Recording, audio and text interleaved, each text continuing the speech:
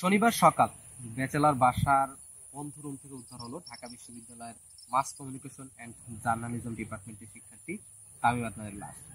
তামিমের আর একটা পরিচয় হলো সে একজন সাংবাদিক। দ্য ডেইলি সিটি নামক একটি দৈনিক পত্রিকার ক্যাম্পাস প্রতিনিধি। কয়েক মাস পূর্বে ইউনিভার্সিটি অথরিটির নিয়োগ বাণিজ্য নিয়ে অনুসন্ধানের রিপোর্ট প্রকাশ করে রীতিমতো হইচই ফেলে দিয়েছিল তামিম। স্বাভাবিকভাবেই অনেক রাঘব বলে লক্ষ্যবস্তুতে পরিণত হয়েছিল ছেলেটি। তাছাড়া ক্ষমতাসীন ছাত্র সংগঠনের সাথে ছিল তার সাপে নেউলে সম্ভব। কলমের খোঁচায় একাধিকবার তাদের বাড়া ভাত ছাই করে দিয়েছিল সে। তামিমের মৃত্যু রহস্য উদ্ঘাটনের দায়িত্ব পড়ে ডিটেকটিভ ডিপার্টমেন্টের উপর। ডিডির সিনিয়র ইনভেস্টিগেটর সাদমান সানি তার সহকারী সামির হোসেনকে নিয়ে তদন্তে নামেন। জানতে পারেন পাশের বিল্ডিং এ এক হিন্দু মেয়ের সাথে একটা বেনামি সম্পর্ক গড়ে উঠেছিল তামিমের। তাহলে কি এটা অনাকিনি ধর্মের ঐতিহ্য রক্ষায় কেউ কি পূর্ব পরিকল্পিতভাবে হত্যা করেছিল তামিমকে? সেটা কি আদৌ সম্ভব? এদিকে মৃত্যুর ঠিক আগের দিন তামিম আদনান তার ফেসবুক আইডি থেকে আত্মহত্যা সংক্রান্ত একটি পোস্ট শেয়ার করে। তাহলে কি তামিম আত্মহত্যা করেছে? কিন্তু কেন? তামিমের লাশ যেদিন উদ্ধার হয় সেদিন বিকেলে দীর্ঘদিন আত্মগোপনে থাকা এক জনপ্রিয় চিত্রনায়িকা সন্তান সহ উপস্থিত হন টিভি মিডিয়ায়। অভিযোগের আঙুল তোলেন সহকর্মী সুপারস্টারের দিকে। গোটা দেশ ফেটে পড়ে ইস্যুতে। ভাইরাল ইস্যুর দলে চাপা পড়ে যায় তামিমের মৃত্যু বিষয়। ঢাকা বিশ্ববিদ্যালয়ের একজন মেধাবী শিক্ষার্থীর রহস্যজনক মৃত্যু নিয়ে যতটা আলোচনা হওয়ার কথা ছিল তার সিকিভাব হয় না। সাদমান সানি কি পারবেন চাপা পড়া রহস্যকে টেনে তুলতে? তদন্তে নেমে এক অদ্ভুত গোলকধাঁধায় পড়ে যান ফুলফার মস্তিষ্কের ডিটেকটিভ। রহস্যের গলি খুঁজিতে ঘুরপাক খেতে থাকেন চোরকির মতো। আত্মহত্যা নাকি হত্যা, এই একটা প্রশ্ন রীতিমতো কানামাচি খেলতে থাকে তার সাথে। তো আসসালামু আলাইকুম, কি অবস্থা সবার? এতক্ষণ যে কথাগুলো পড়ছিলাম সেটা হচ্ছে রহমাতুল্লাহ রাফির আত্মহত্যার ইতিবৃত্ত বইটা থেকে। রিসেন্টলি বইটা শেষ করলাম। এটা একটা থ্রিলার উপন্যাস।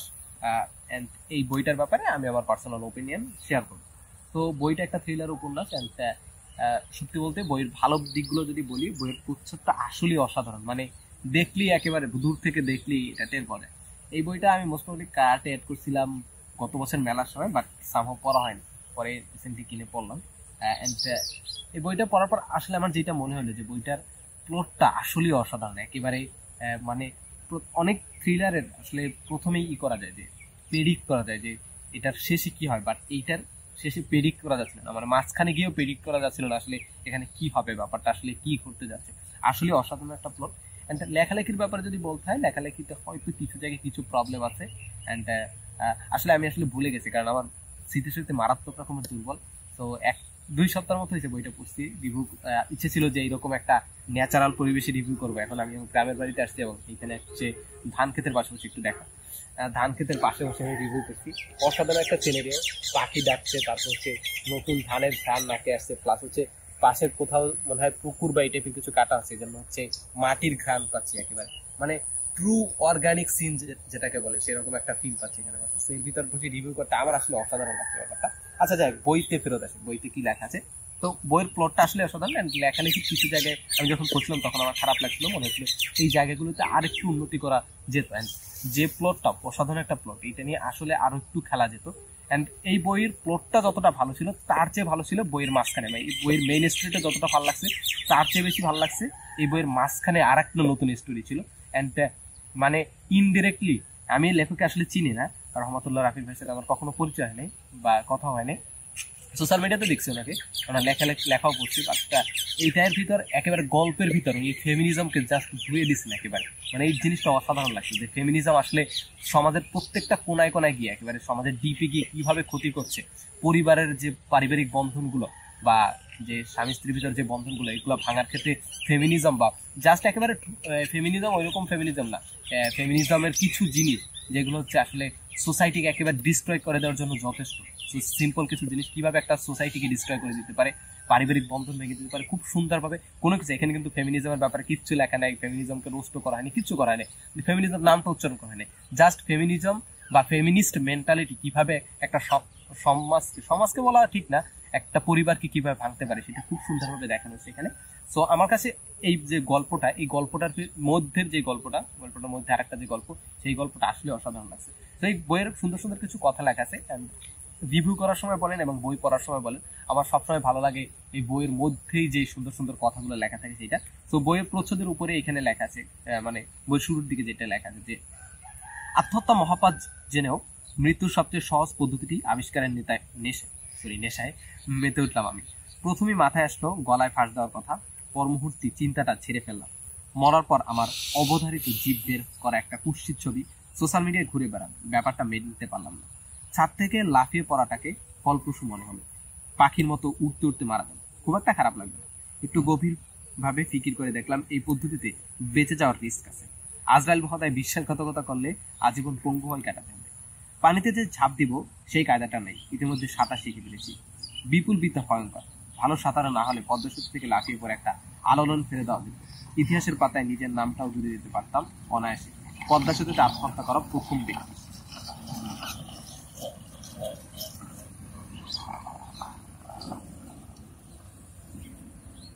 দুঃখজনক ব্যাপার হলো, মাননীয় সরকার সেতুর উপর অহর্নিশ টহল দিয়ে রেখেছে। মরতে গেলে তারা মারার জন্য ধরে ফেলে। আত্মহত্যা আরো অসংখ্য নীলনকশা জোকের মতো কিলবিল করতে লাগলো মস্তিষ্কের কুক্ষিতে। ট্রেনের নিচে কাটা পড়ে তার মধ্যে অন্যতম, কিন্তু কোনোটাকে তেমন শোভন মনে হলো না। ইনসমনিয়ার বাহানায় না ঘুমিয়ে গভীর রাতে নিজের সাথে নিজে পরামর্শ করলাম, বিষ পান করে দেখা করা যেতে পারে। হেমলকের কথাটাই মাথায় আসছে প্রথম। নামটা বইতে পড়েছি, বাস্তবের অস্তিত্ব কেমন জানা নেই। ঘুমের ওষুধ, হ্যাঁ এটা কার্যকর হতে পারে। সহজ হওয়ায় আজকাল অনেকেই পদ্ধতিটা বেছে নিচ্ছে, যদিও ধরনটা একটু মেয়েলি টাইপের পাইবে। প্রচন্ড পুরুষবাদী হয় বিষয়টা মেনে নেওয়ার জন্য একটু কষ্টকর ব্যাপার না, এতটুকু সেক্রিফাইস তো করতে হবে। সেদিন নিউজে পড়লাম ক্যাম্পাসে এক জুনিয়র ঘুমের ওষুধ কাজ করতে পেরেছে। বেঁচে গেলে তাকে জিজ্ঞেস করতাম কিভাবে সম্ভব করলো, কয়টা খেলে মৃত্যু নিশ্চিত।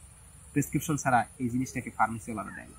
কি যে করি, রাষ্ট্রের জারস হর্তাকর্তারা মানুষকে মৃত্যু দিকে ঠেলে দিয়ে মরার পথগুলো আইনের ব্যারিকেড দিয়ে বন্ধ করে দিচ্ছে।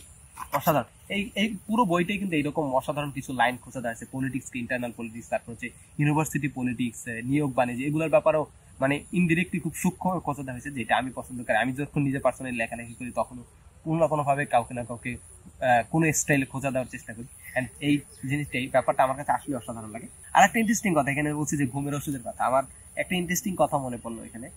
যখন আমি মোস্ট প্রবলি ক্লাস 9-এ বা 10-এ পড়ি, তখন আমার প্রচুর ঘুমের ওষুধ হচ্ছিল, মানে রাতে ঘুম হতো না একদম। তো তখন হচ্ছে আমি একদিন ফার্মেসিতে গেছি ঘুমের ওষুধ কেনার জন্য, গিয়ে বলি যে ঘুমের ওষুধ দেওয়া যাবে, তখন তারা বলে না, ঘুমের ওষুধ আমরা বিক্রি করি না। তো তারা হয়তো ভাবছিল আমি সুইসাইড করতে যাবো তখন। আচ্ছা যাই হোক, আমার কখনো সুইসাইড করতে ইচ্ছা হয়নি। হ্যাঁ হয়েছিল একবার, বাট হ্যাঁ এরপর আর হয়নি। আমার খুবই লজ্জা লাগতেছে, মানুষ রাস্তা দিয়ে যাইতেছে আর আমার দিকে তাকাইতেছে, অটোতে, তারপর হচ্ছে বাইকে। আচ্ছা যাই হোক, আমি বইয়ের সবগুলো বইতে যেরকম সুন্দর সুন্দর লাইনগুলো নোট করে রাখি, স্টিকি নোট, এখন আমার স্টিকি নোটস নাই, জন্য ভাস করে রাখছি। সো আচ্ছা পড়ি, প্রথম থেকে শুরু করি।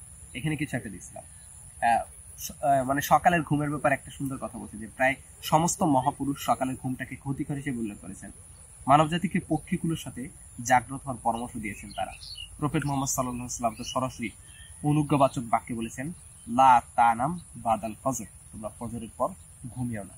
এন্ড মিরাকল মর্নিং বই তো এটা লেখা আছে। আচ্ছা এইগুলা বইয়ের সাথে রিলেভেন্ট না, তারপরে কেন আমি দেখাচ্ছেন জানি না। বইয়ের সাথে রিলেভেন্ট কয়েকটা লাইন পড়ি, তাহলে আপনারা হয়তো আরো ইন্টারেস্ট ফিল করবেন। এখানে কি জন্য এটা দাগ দিচ্ছিলাম আমি জানি না, আসলে এখানে এরকম কিছু দেখতে পাচ্ছি না। আচ্ছা যাই, পরেরটা হয়তো ইন্টারেস্টিং কিছু থাকবে। আচ্ছা এখানে আত্মহত্যার ব্যাপারে খুব সুন্দর কয়েকটা লাইন লেখা আছে যে,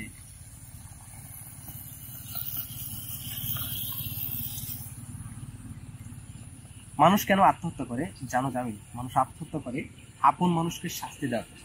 ধরো কেউ বাবা মায়ের সাথে অভিমান করে আত্মহত্যা করলো, এর মধ্যে আত্মহত্যাকারী মূলত তার এর মাধ্যমে আত্মহত্যাকারী মূলত তার পিতা মাতাকে সন্তান হারানোর কষ্ট দিতে চায়, আর এই কষ্টটাই মূলত তাদের শাস্তি। হয়তো তারা কোনো আবদার পূরণ করেনি, তাই সে নিজের মৃত্যুর মাধ্যমে বাবা মাকে একটা দীর্ঘমেয়াদী শাস্তি দিয়ে গেল। তেমনি ভাবে কেউ যদি প্রেম ঘটিত কারণে আত্মহত্যা করে, তাহলে সে চাইবে তার আত্মহত্যার ব্যাপারটা ভয়াবহভাবে স্পষ্ট, যাতে একসময় কাছের মানুষটি আজীবন এই মৃত্যুর জন্য নিজেকে দায়ী করে। সারা জীবন একটা মানুষের মৃত্যুর দায়ভার নিয়ে বেঁচে থাকা আসলেই কঠিন। তো এইখানে আর একটা ইন্টারেস্টিং জিনিস মনে করলো যে এখন যে মুহূর্তে আমি ভিডিওটা করতেছি, এই মুহূর্তে আমার কাছে নিউজ আসছে, মানে একটু আগে আমার হচ্ছে এলাকার ভাই দেখাচ্ছিল যে আমাদের এলাকায়, আমাদের পাশের এলাকা না, আমাদের এই অঞ্চলে একটা ছেলে হচ্ছে আত্মহত্যা করছে। কারণ হচ্ছে তার ওয়াইফ হচ্ছে পরকীয়া করছে একজনের সাথে, অ্যান্ড তারপর তারপর এরকম কিছু না, পরকীয়া করছে, অ্যান্ড তার বউ হচ্ছে তাকে মামলা দিয়ে কয়েক লাখ টাকা তার কাছে নিয়ে গেছে। আরো অনেক কাহিনী কাছেন করছে, আমি যদি পুরোটা জানি না। তো এইটার সাথে রিলেভেন্ট একেবারে, মানে অসাধারণ একটা কোইন্সিডেন্স এখানে। আচ্ছা আমি হাসছি, আত্মহত্যার কথা বলার সময় মানুষ কিভাবে আসে, আসলে আত্মহত্যার জিনিস না, এটা আসলে থ্রিলার। তো সো করলেও কোনো সমস্যা নেই। আচ্ছা যাই হোক, এরপরের কোথায় আছে আমি ঠিক করি।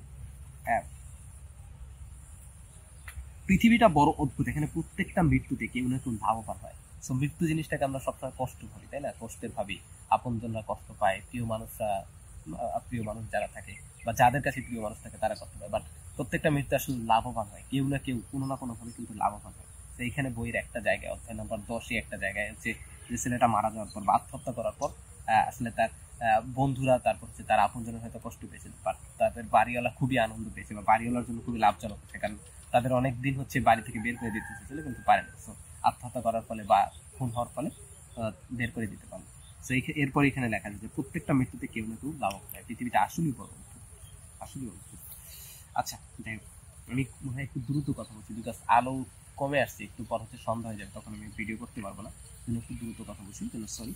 আচ্ছা দেখ, এরপরে কি লেখা আছে, পৃথিবীতে এমন অনেক নিগূঢ় রহস্য আছে যেগুলোর যুক্তির আলোকে বিশ্লেষণ করা যায়।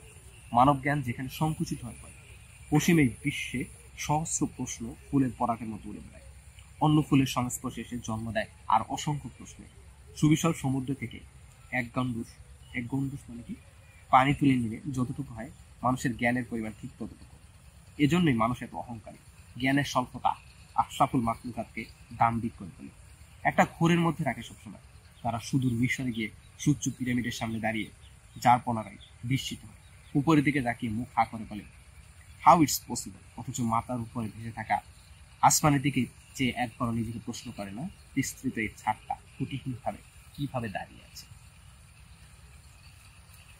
মানুষ দূরে যে মুগ্ধ হতে ভালোবাসে, অথচ চোখের সামনে যে অপার মুগ্ধতা আলো কিছু পড়ে আছে সেদিকে তাদের কোনো খেয়াল নেই।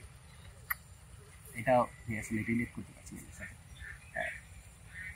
এটা এইখান থেকে উদাহরণ দিই যে আমার গ্রামে যে এরকম অসাধারণ সিনারি দেখা যায়, এরকম যে ফিল পাওয়া যায়, সো আমি কখনোই দেখিনি, মানে কখনো চিন্তাও করিনি। কত জায়গায় ট্যুরে গেছি কি হচ্ছে নেচার ফিল করার জন্য ঘুরছি অনেক জায়গায়, বাট এইখানে যে এরকম ভাবে নেচারকে ফিল করা যায়, এটা আমি হচ্ছে খুব রিসেন্টলি আবিষ্কার করছি। আজকে আবিষ্কার করছি এটা বলে ভুল হবে, খুব রিসেন্টলি আবিষ্কার করছি এটা। আচ্ছা যাই হোক, যেখানে ছিলাম বইতে ফেরত আসি। এরপরে কোথায়, এখানে কিছু একটা দেখেছিল। আচ্ছা, কোনো এক অদ্ভুত কারণে স্রষ্টা সবকিছু সবাইকে দেন না।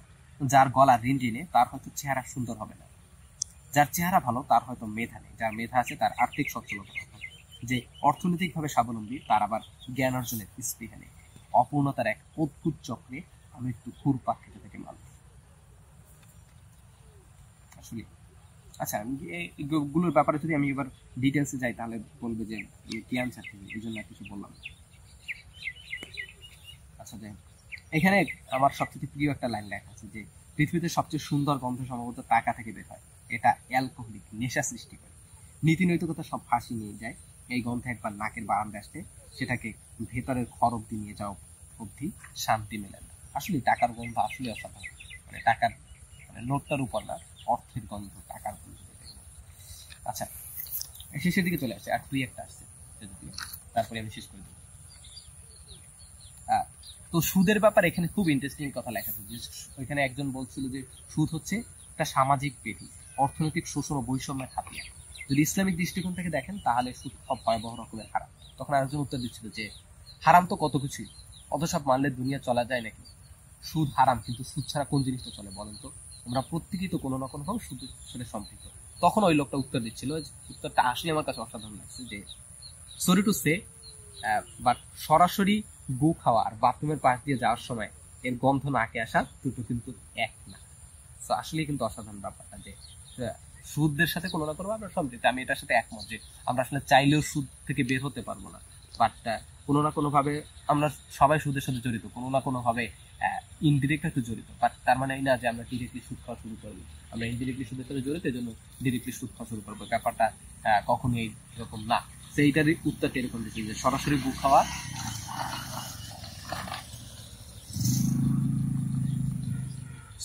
এইটার উত্তরটা এখানে দিয়েছে যে সরাসরি গু খাওয়ার বাথরুমের পাশ দিয়ে যাওয়ার সময় গন্ধ নাকে আসা, দুইটা আসলে আলাদা।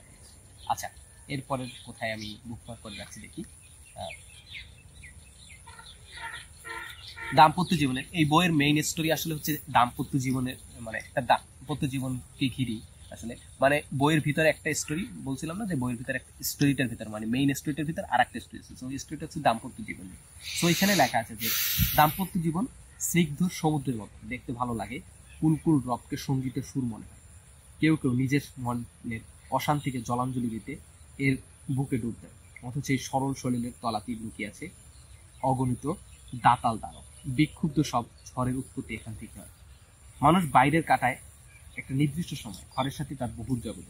একসাথে থাকতে গেলে প্রতি মুহূর্ত মধুর হয়, কখনো তিতকুতের স্বাদ, সবকিছু বিষাদের চাদরে ঢেকে দেয়। তারপরে আমার এই বইয়ের সবচেয়ে মোস্ট ফেভারিট যে লাইন, সেটা হচ্ছে কাছের মানুষের দুর্বলতা আমরা সবচেয়ে বেশি জানি, কোন কথাটা বললে তার হৃদয় এফোর ওপর হয়ে যাবে সে সম্পর্কে আমরা সম্যক অবগত। সুতরাং কলহকালে সবচেয়ে ধারালো অস্ত্রটা দিয়ে আঘাত করতে ভালোবাসি আমরা, একবারও চিন্তা করি না এই আঘাতের জখম কতটা গভীরে গিয়ে। শরীরের ক্ষত সেরে উঠতে যেমন সময়ের প্রয়োজন, তেমনি মনের ঘা শুধরাতে অবসরের দরকার। নিরাময় শিখরে পৌঁছতে এক একজনের এক এক সময়। কেউ দ্রুত ভেতরের যাতনাকে দাফন দিতে জানে, অভিমান অভিজাত হলে পরদিন সকালে মেঘ শেষে উকি মারা রোদের মতো ঝকঝকে আচরণ করে, এমনভাবে কথা বলে যেন কিছুই হয়। আবার অনেকে বিপরীত, এই প্রকৃতির মানুষেরা আঘাত পুষতে ভালোবাসে, জখমটাকে সংগোপনে রেখে দিব্যি পাশের মানুষটার সাথে স্বাভাবিক আচরণ করে, অপেক্ষায় থাকে কড়াই গন্ধার সমপরিমাণ যন্ত্রণা ফিরিয়ে দেওয়া। কেউ কেউ মনের আহত মনের পরিচর্যা করাতে অন্যের নিকট ধারণা দেয়, একান্ত বন্ধুর নিকট অভ্যন্তরের সকল কথা ভেঙে চুরে বলে। এক্ষেত্রে বিপরীত লিঙ্গের বন্ধু থাকলে সান্ত্বনার জন্য একটু বেশি পাওয়া যায়। পদস্খলনের সূচনাটা এখান থেকে হয়। সান্ত্বনার পরশ কখনো কখনো অধিকারের সীমারেখা ভুলে গিয়ে নিষিদ্ধ অঞ্চলে পা বাড়ায়। অনধিকার চর্চা মানুষের সত্তাগত, অন্যের জিনিসে তাদের ভীষণ লোভ। আচ্ছা যাই হোক, আমি আর পরকীয়ার কবিতা যাচ্ছি না, পরকীয় নিয়ে লেখালেখি আমার করার ইচ্ছা নেই। আচ্ছা যাই হোক, সর্বশেষ হচ্ছে একটা কবিতা লেখা আছে, এই কবিতাটা দিয়ে শেষ করবো, আর কিছু নাই এখানে বলার। আমি কি ভালোবাসা চিনি, না সস্তা দরে অভিনয় কিনি, নাকি ভালোবাসা নামক শব্দটিকে প্রচন্ড ভয় পাই, তাই প্রেম প্রণয় প্রীতি রক্তি ভক্তি আসক্তি থেকে দূরে দূরে পালায়। তবু একটি অনিশ্চিত সম্পর্কের কাঠ করায় প্রবৃত্তির বেড়ি বাঁধা আশা অথবা মোহরহীন ক্ষণিকের স্বামী। আমাদের সম্পর্কে চাওয়া পাওয়া আছে, আশা দেওয়া আছে, অঘোষিত চুক্তিতে মান অভিমান আছে, তবে নেই যোগ বিয়োগের ফসা, অনুযোগের অভিযোগের প্রশ্ন। আমাদের সম্পর্কে না আছে কথা রাখার চাপ, না বিশ্বাস ভাঙার পাপ, না আছে দুঃখের জল, না বিরহের অভাব। কবিতার মতো একটি স্বাধীন সম্পর্ক, যা ব্যাকরণিক নিয়ম মানে না, নিন্দিত না নন্দিত শব্দটার তফাৎ জানে। আমরা শুধু আনন্দিত হওয়ার বেদনায় অশ্রু ছড়াই, তাই তো প্রেম প্রণয় প্রীতি রক্তি ভক্তি আসক্তি থেকে দূরে যেতে পারে। তো এই তো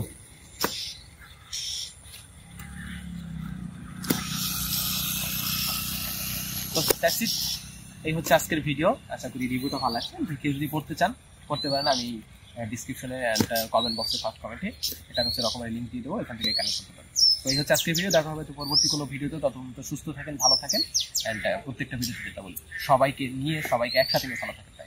আসসালামু আলাইকুম।